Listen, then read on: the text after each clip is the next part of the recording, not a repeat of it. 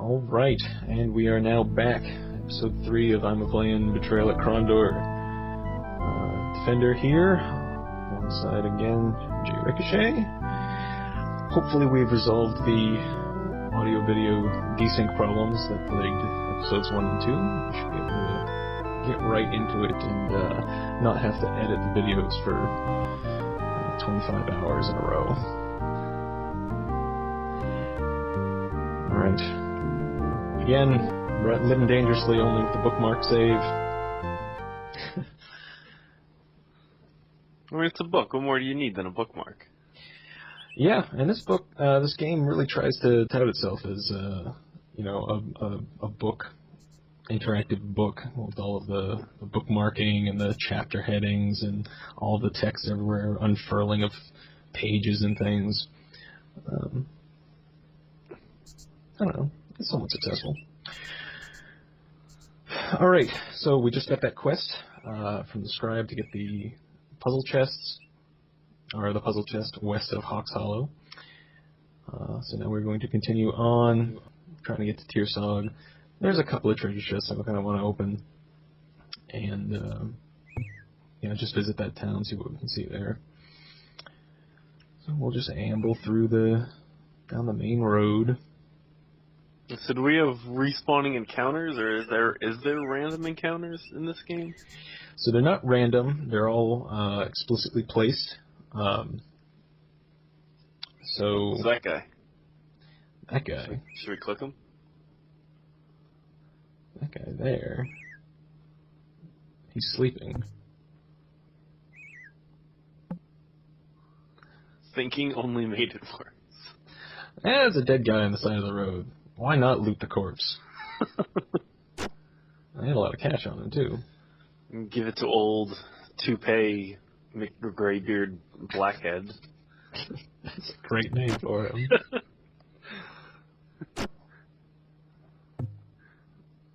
Alright. And I want to get in the habit of sharpening my weapons quickly as soon as I get them.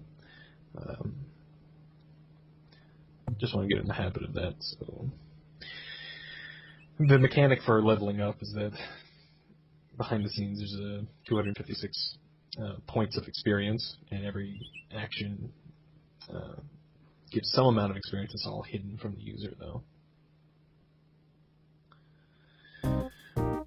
Right. Circle. What? Circle of holes? Like, yes. They're surrounded by holes? Like, that's kind of a really confusing... Yeah. Oh. That's why there's holes. These balls on sticks rose out of the ground. So this is a new type of combat. It's a trap. Sometimes there will be enemies like this one. Sometimes there won't. Sometimes you have to fight, like, what, the trap? Usually it's just how do you get through to the far side of turn on the grid. You just want to get past all of the things that not they even lay it out for you. Yeah, it sort of is kind of lame when you turn on the grid and shows you that, if you cross this line, it could be bad news. Yeah. So let's have the enemy cross it for us. One's got this neat little spell called Invitation. It does what you would expect it would do. The amount of energy that you can put into the spell, so to spare thy eyes, you just cast the spell. With Invitation, you can say how much do you want to, in this case, pull the enemy forward. So I don't need to pull him very, very far to get him to come through this line. Then down he goes. So, now with the enemy dead, all we need to do is get to the other side. You just walk around? Yeah, usually you just bring one guy and let everybody else rest. You don't even have to bring everyone? No, well, I mean, why bother? So I can use a shortcut, a keyboard shortcut of R just to quickly move through everybody else. Love how he just glides wherever he needs to go. Hey, man, animation is overrated. He's got the sword swinging animation. That's all you need. Alright, so there he is down underneath the tree. We got this new type of gem. So we had the seashell last time. This is a brooch. There's a lot of these in the game. They're quite a bit more valuable than the seashell. So we'll be selling that soon. New type of sword. A Mortal Lamprey. Look at the more information. I didn't really talk about all of this, but this is how you can kind of compare swords between each other. Usually you want to go for whatever has the highest accuracy. Doing extra damage is all great, but you'll swing and miss a lot in this game. So anything that boosts the accuracy is for the best. Mods and bless type we'll get into when we encounter that. And the racial mod is, it says, the manual says that it provides a slight bonus if you're of the same race. I've not noticed it enough for it to be effective. So this already gives better accuracy than the mortal stuff, so I'm just going to leave it alone. Yeah, because I think accuracies were in like the 70s and 60s, if I remember right. So, yeah, I can see why accuracy would be a key item. Yep. So, keep sharpening this stuff. You should be able to sharpen weapons after every time they're used. You can only sharpen it once each time after it's used.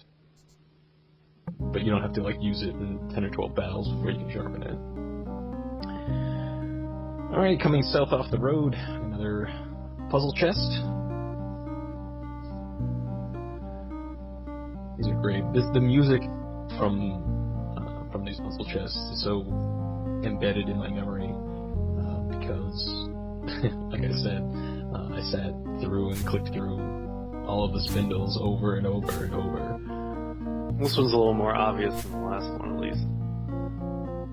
Well, I guess it's up to personal, personal opinions, whether it's obvious or not. You're also young enough where it probably wasn't as obvious. Yeah. That's why I quit Myst when I was that young. Well, to be fair, as much as I love Myst, it is a little obtuse. So what do we have in this one? We got some torches, always good. Some restoratives, which are always good to have. Can never have too many of them. This is a note. Right-clicking on it does not actually read it. You have to have it in your inventory and double-click on it. You'll see because he is not convinced he should take the time to read over it. And this last guy is a new spell for Owen. I always loved, this is my favorite icon in the game, because I didn't have, I didn't know exactly where all the spells were, so every time I found one, I was like, yes. Let's take a quick look at the note.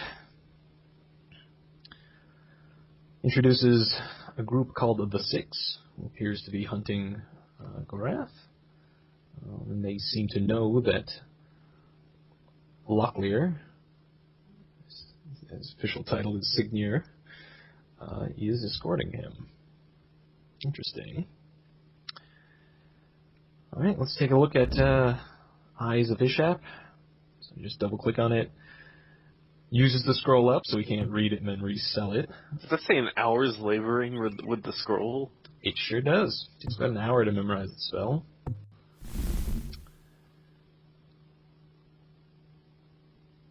So now we have the Eyes of Ishap. Caster can sense vessels. So let me just give this a shot.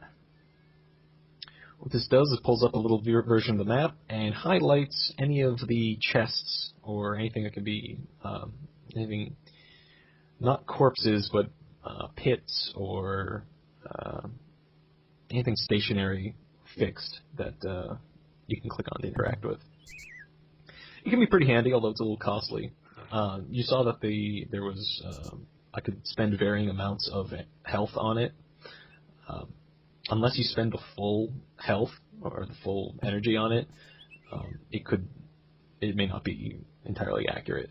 so it might miss stuff, and so you always want to use the maximum. That side road off to the left just goes off to a house with nothing in it, so I won't waste everybody's time going that way. I will branch off to the right here. By the way, we're probably not going to be using that Eyes of Hishap spell very often because I know where I'm going. One more puzzle chest. I think my practice is going to be, for this Playin, is to, when I'm getting ready to start solving the puzzle, I'll solve it from the right side to the left. That way, if anybody's watching this and wants to solve it on their own, they can pause the video when I begin to start solving it. I will cycle through the first letters just to give you an idea. So if you think you know what it is and it starts with one of these letters, then you probably have it. I was gonna say flames, but it doesn't start with F. Doesn't start with F. We have it's disappointing. Cinders? I don't know. It's disappointing when you think you know the answer but the letter isn't there. You are on the right track.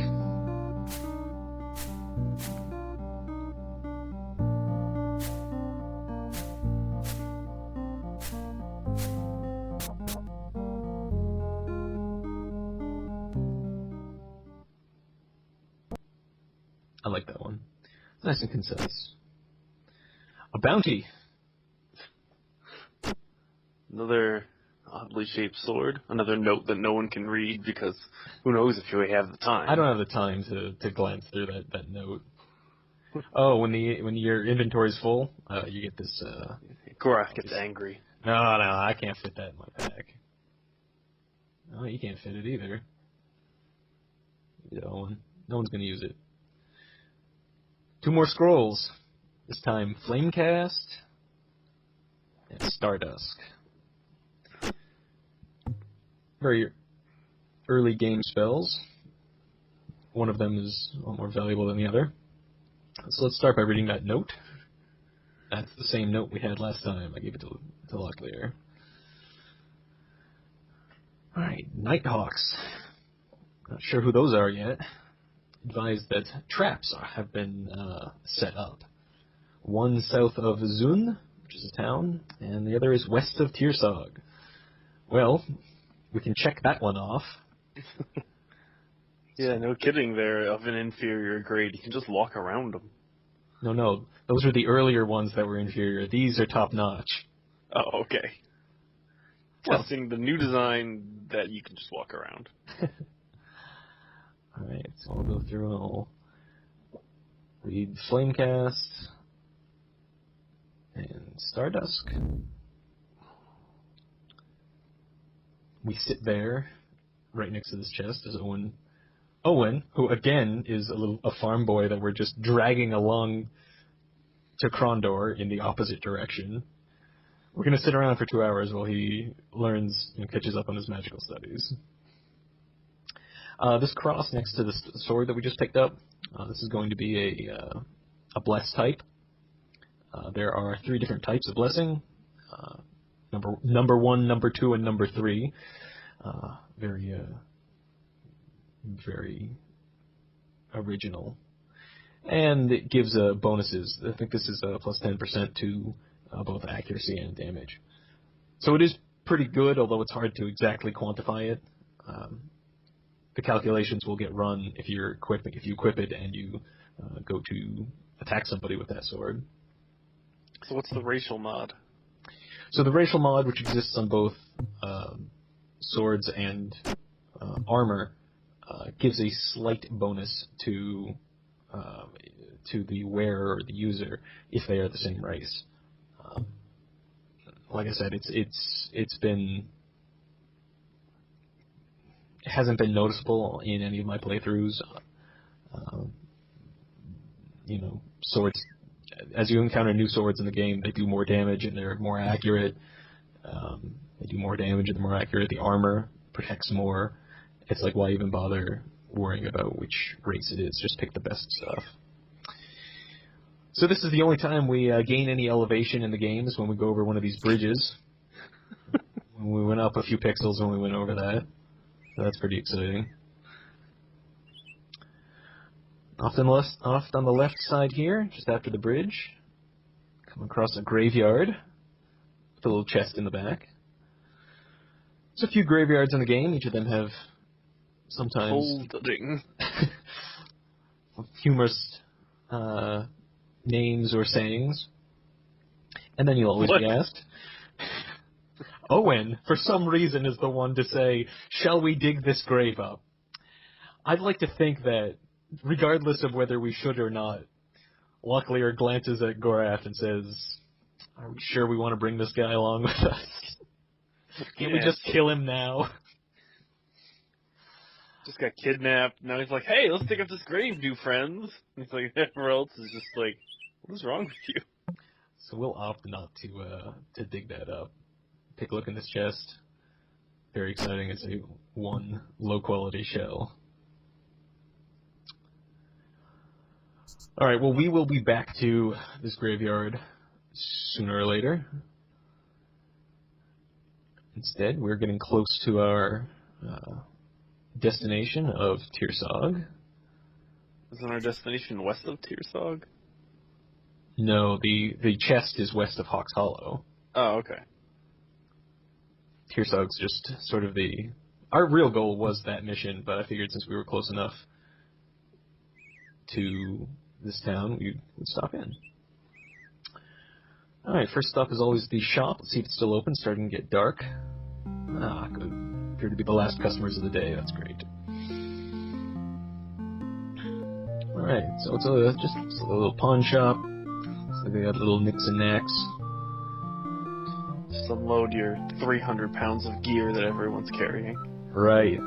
Now, unfortunately, while it does say it's a pawn shop, you kind of have to look and see what they're selling to see what the vendor is truly interested in. So we see we've got some keys, some lockpicks, basically like I said, knickknacks. So what that means is if I go to try to sell, say, a sword, he's not going to buy it. So that's terrible because that's your entire inventory. Pretty much. I can sell some of this stuff. I can sell the shell. I'm sure I could sell maybe the restoratives if I wanted to, or the lockpicks, but I don't want to do that. I'll sell the other shell. Get a little bit of money for it. You can certainly sell this brooch.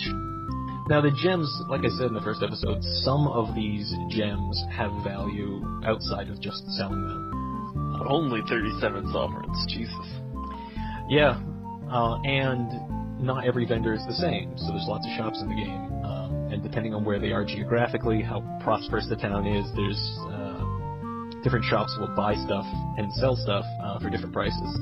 So that's pretty cool, too.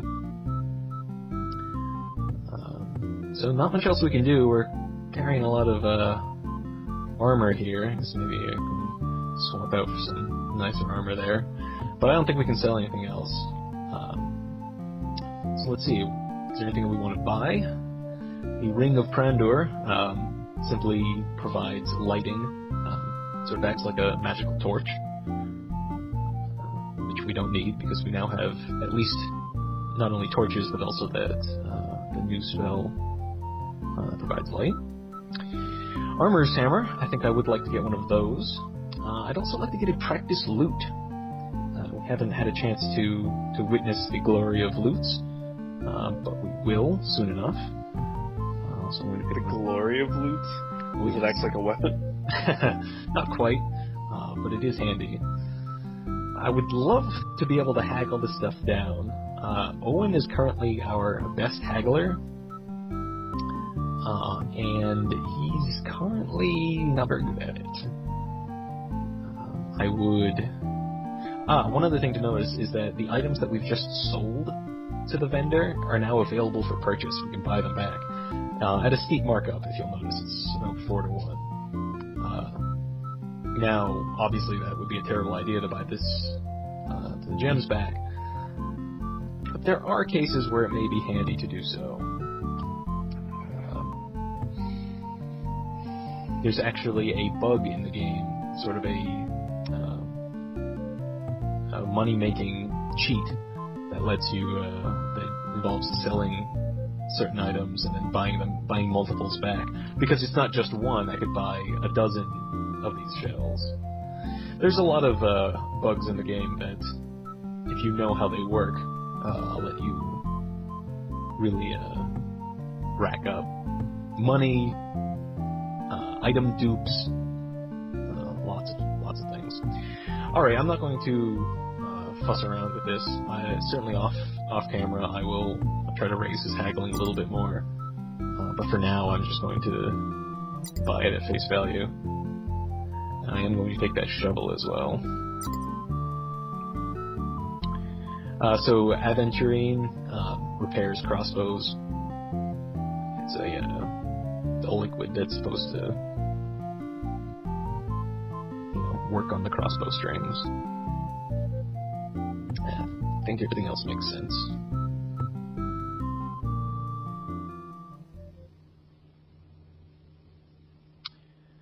Alright, before it reaches nightfall, we'll look around, see if anybody else is home in town. Here's a woman that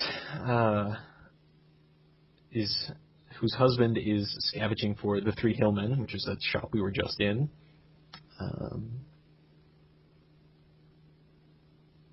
And so I guess that's the... I don't know. I would think in such a small town that Ethan would be the proprietor rather than someone who's just, finding goods for him.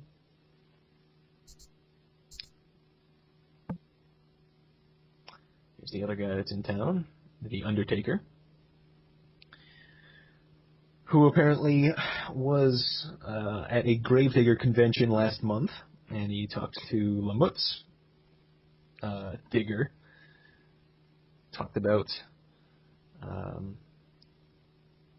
how he's afraid of when he's digging up graves that a shade will get him. This guy doesn't believe any of it, though. So maybe he's crazy. Maybe that's something that can actually happen. Who knows? This last house here has some quarrels in it. They're just regular arrows. Not too big of a deal. The last building on the right is an inn, a tavern, where all you can do is buy food. Some taverns you can actually go inside and sleep, but this one is simply a shop where you can buy food. A bulk of rations, a single day's rations, not really ever any point to purchasing that, and alcohol. But since we're going to be right back on the road and sleeping outside, I'm not going to purchase any alcohol and get drunk. And it looks like we've got about 4 weeks of rations between 3 people. Does it reflect, when you get drunk, does it reflect in your outdoor time? It has an impact on some of your statistics. So if you got in combat while drunk, that would be a bad thing. But drinking in an inn where you sleep, if you sleep indoors, it helps heal you faster, interestingly. I'm not sure if I've related to that in real life. I don't recall ever being more healthy after sleeping drunk, but hey, why not? So we're not going to go north, but what I did want to point out, what would happen. I told you there was we can't go up in this section of the world yet. So I just wanted to show you what the cause of that would be.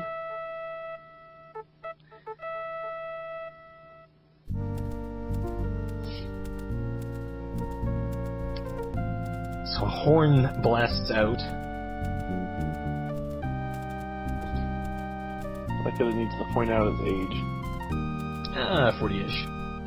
And then some of the very little voice acting that's in the game is coming right up. It's his greeting to us. Oh, you don't want to be here. That's it. One line. Doesn't want us to be here. Alright. So, like I said, Gorath is a Moradel, and that branch of the elves lives up north. And so since he's defecting to the south, Locklear was bringing him back, and so that's why we try and go back north. The guard here on the pass talks about how we just passed him going south, and if we want to try to go back up north, then we would run into a huge snowstorm and probably not be able to make it. Now, really, they should be asking, why did you turn around? But maybe he's just a guard. He's the ranking officer at the pass, but I would think there should be some more questioning about why are you bringing this guy back north. Anyway, so we can't go north. So let us return back. Actually, let's sleep since it's now getting late. Now, there's no official tiredness mechanic in the game. You don't get a status effect that says you're tired, and it negatively affects you. But what happens if you don't sleep by, say midnight of the night? Then your characters will complain about it, and what happens is they'll keep complaining about it every hour or two, and each time they complain, you lose 2 stamina. So you could keep doing it. You could stay indefinitely if you had the restoratives or some other way of healing. But that's about it. You'll notice I don't really like walking on the roads. It's a little faster just to free walk outside of it. So all I'm doing, we're retracing our steps and just want to come back to the graveyard. Now, it's always a good idea before you go digging up graves to save. So who knows what you'll find? Who knows what you find? I mean, digging up a dead body. The digger in Lamut was scared about ghosts. Yeah, I mean, dead bodies. You could have lots of bad stuff out of there. So now we just need to decide which ones we want to dig up. A lot of times, the comment is it an epitaph? Is a hint to what's inside. That's so creepy. A week she cried before she slept. No, she was alive, then she died. Just a week. Yep. Well, Alright, so this one, another helping put him under. Relates to food. Alright, let's take that. Oh, but this time they're not spoiled rations, they're poisoned rations. And I don't know how they can tell just by glancing at it. It looks like they've been tampered with, but they were also buried underground, so... These rations are kind of purple. I think they're poisoned. So we're going to not take those. Every time you dig, you use there's shovels have a number of uses to them. A word. That one doesn't have anything in it. That's the same one. Water took her to the deeps. Also doesn't have anything in it. No one knew when he came or when he went. That's a good one. This one. His shoes. He's buried with his shoes on. Weedwalkers will cut down on your or improve your stealth. So one of the stats is stealth. I don't know if you remember what his stealth was before, but it was abysmal. And stealth... He's supposed to be the stealth character? Nope. I gave him the boots, and the boots in his inventory boost his stealth up. I think everybody was around 29 or 30. So the boots boosted by 30%, which is fantastic, but the stealth of your group is dictated by the lowest stealth rating. And so what stealth... So that's when I've been clicking on the enemies and, trying to get the jump on them. That's when stealth is taken into effect. Oh, okay. Alright, so I'm just going to warp back to where we started because there's nothing else here, and I'm just going to run us all the way back down to south of Yavon, and we'll pick up where we left off.